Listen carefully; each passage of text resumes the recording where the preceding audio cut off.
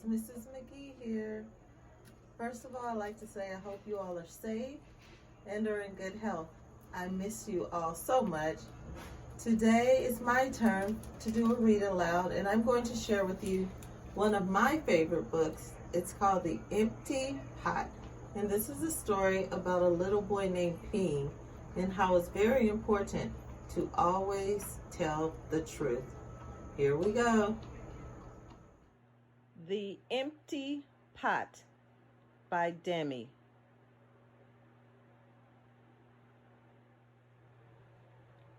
The Empty Pot by Demi.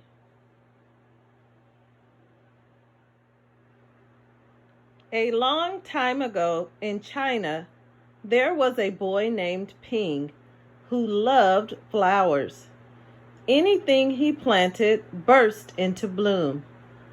Up came flowers, bushes, and even big fruit trees, as if by magic.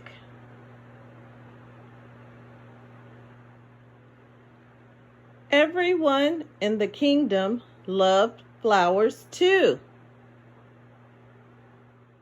They planted them everywhere, and the air smelled like perfume.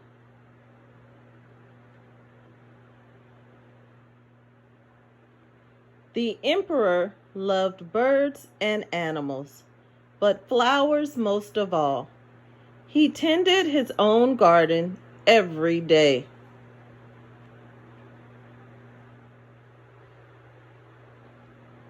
But the emperor was very old.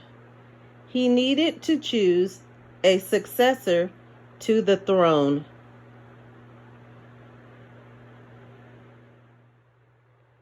Who would his successor be?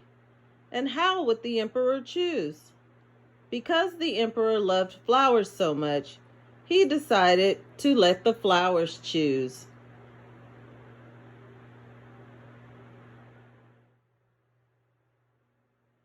The next day, a proclamation was issued. All the children in the land were to come to the palace. There they would be given special flower seeds by the emperor. "Whoever can show me their best in a year's time," he said, "will succeed me to the throne."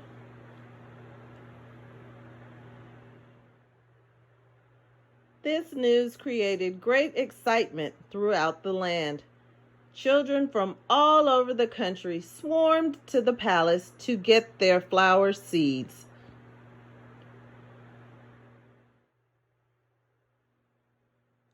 All the parents wanted their children to be chosen emperor, and all the children hoped they would be chosen too.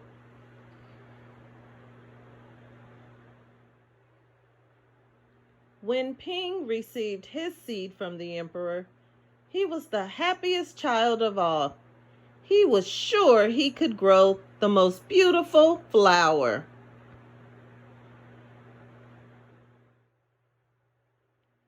Ping filled a flower pot with rich soil.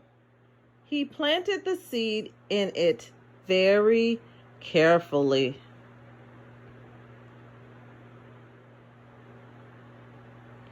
He watered it every day.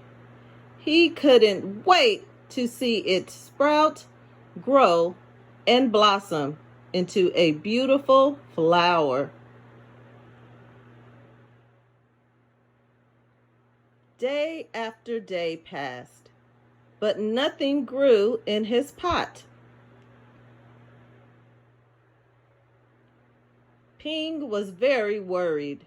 He put new soil into a bigger pot.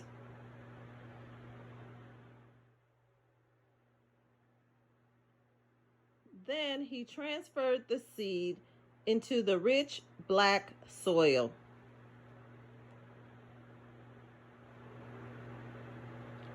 Another 2 months he waited. Still, nothing happened. By and by, the whole year passed.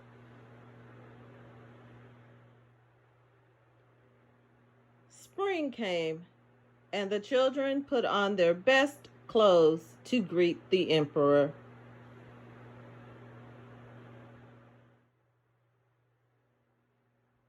They rushed to the palace with their beautiful flowers, eagerly hoping to be chosen.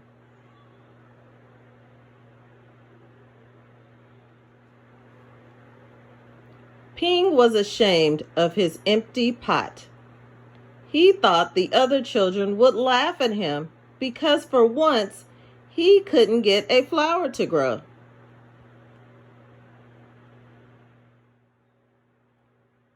His clever friend ran by, holding a great big plant. "Ping," he said, "you're not really going to the emperor with an empty pot, are you? Couldn't you grow a great big flower like mine?" "I've grown lots of flowers better than yours," Ping said. "It's just this seed that won't grow."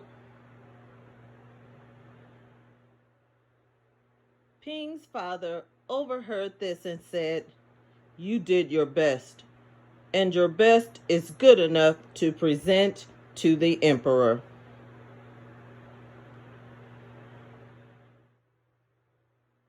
Holding the empty pot in his hands, Ping went straight away to the palace.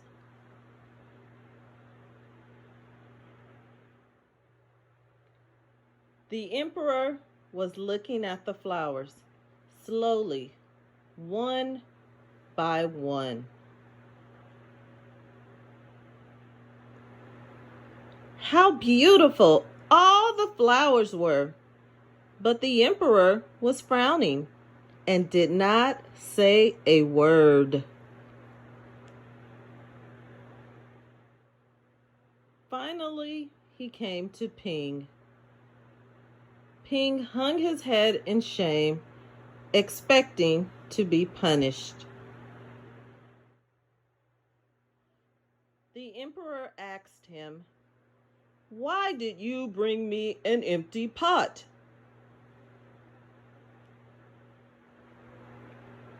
Ping started to cry and replied, "I planted the seed you gave me, and I watered it every day, but it didn't sprout. I tended to it all year long, but nothing grew. So today, I had to bring an empty pot without a flower. It's the best I could do."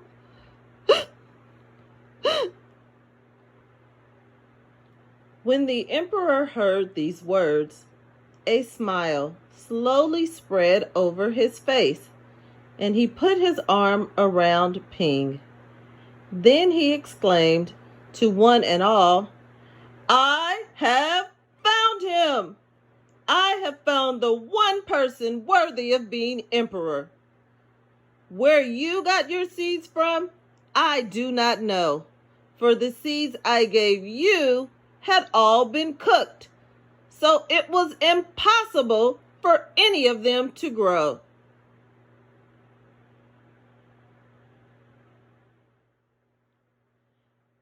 I admire Ping's great courage to appear before me with the empty truth, and now I reward him with my entire kingdom and make him emperor of all the land.